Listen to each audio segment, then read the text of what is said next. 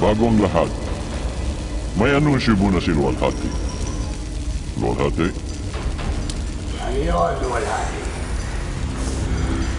Gaya ng sinabi ng propesiya, tanging ina ng bata makakapatay dito. Kaya hayaan ninyo ako. Hayaan ninyong ako ang pumatay sa batang tinakda. Aray! Napakarami kong kasalanan sa ating lahi.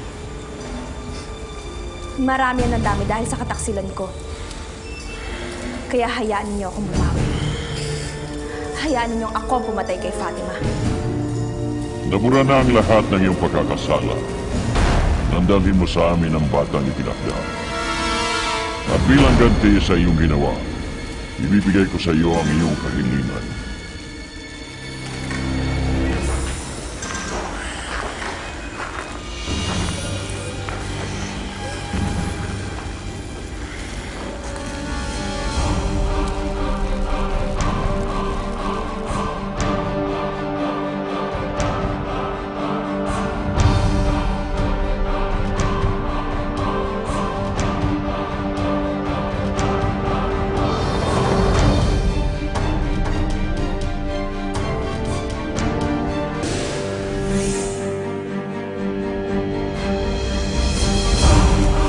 Hayaan ninyo akong bumawi.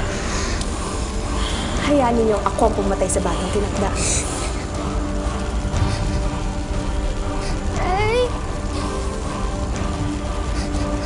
Ay, huwag niyo po gawin ito, Tay. Tay, maawa po kayo sa akin, Tay. Tay! Tigilan mo ako sa pagmamakaawa mo. Dahil hindi na umepekto sa akin ng ganyan.